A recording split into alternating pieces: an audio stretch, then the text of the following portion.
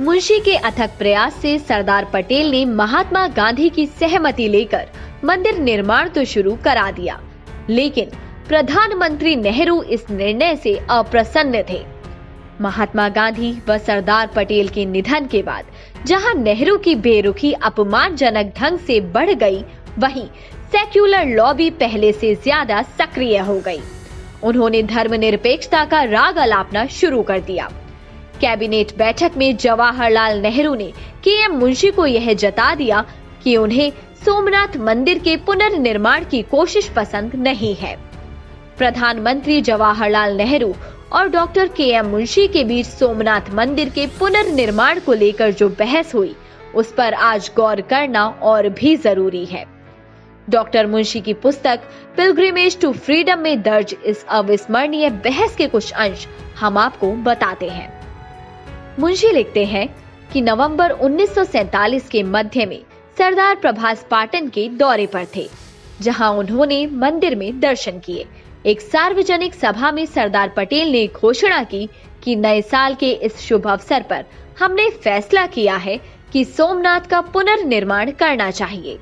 यह एक पवित्र कार्य है जिसमें सभी को भाग लेना चाहिए।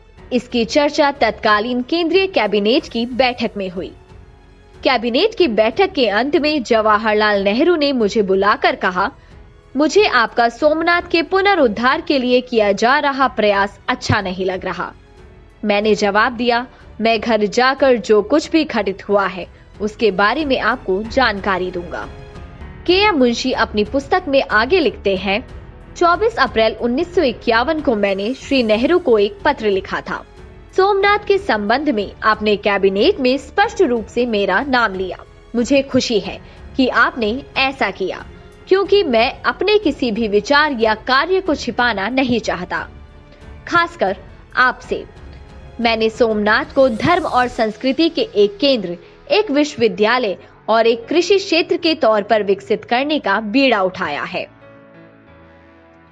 मैं आपको विश्वास दिलाता हूं कि भारत की सामूहिक अंतश्चेतना किसी अन्य कार्य की तुलना में सोमनाथ के पुनर्निर्माण में भारत सरकार के समर्थन का सुनकर ज्यादा खुश है।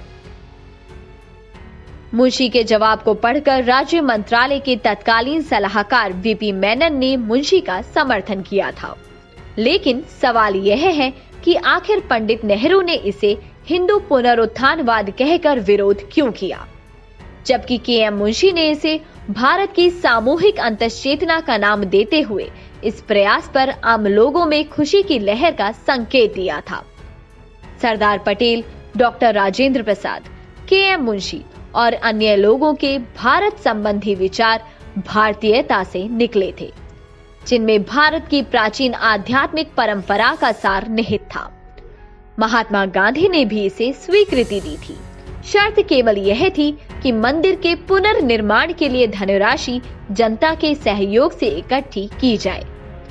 लोगों में खुशी की लहर का संकेत दिया था। मंदिर निर्माण कार्य चलता रहा और 1951 में वह अवसर आ गया जब मंदिर में शिवलिंग की प्राण प्रतिष्ठा होनी थी। मुंशी ने इसके लिए तत्कालीन राष्ट्रपति डॉक्टर राजेंद्र प्रसाद से पधारने का अनुरोध किया, जिसे राष्ट्रपति ने स्वीकार भी कर लिया। इस बारे में मुंशी ने अपनी पुस्तक में लिखा है कि जैसे ही यह घोषणा की गई कि डॉक्टर राजेंद्र प्रसाद मंदिर का उद्घाटन करने आ रहे हैं, नेहरू ने उनके सोमनाथ जाने का जोरदार विरोध किया, लेकिन राजेंद्र प्रसाद जी ने अपना वादा पूरा किया। 11 मई 1951 को डॉक्टर राजेंद्र प्रसाद की उपस्थिति में शिवलिंग की मंदिर में पुनः प्राण प्रतिष्ठा हुई। इस ऐतिहासिक अवसर पर अपने भावपूर्ण उद्बोधन में डॉक्टर राजेंद्र प्रसाद ने कहा, हमारी सभ्यता के भौतिक प्रतीकों को नष्ट किया जा सकता है, लेकिन कोई हथियार, सेना या राजा हमारी संस्कृति और आस्था के साथ हमारे अटूट बंधन को नष्ट नहीं कर सकता। जब तक वह बंधन बना रहेगा, यह सभ्यता जीवित रहेगी।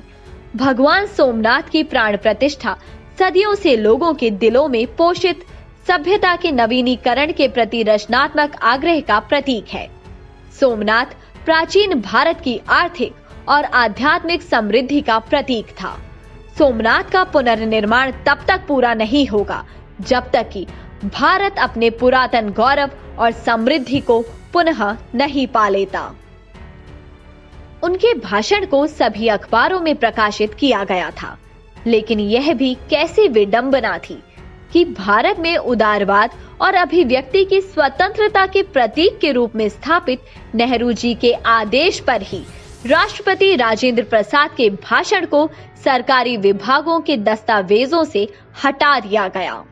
ऐसे करोड़ों हिंदू और मुस्लिम आज भी हैं जो भारत की भारतीय अवधारणा को मानते हैं और उसकी एकात्म और समग्र परंपरा के साथ गहराई से जुड़े हैं।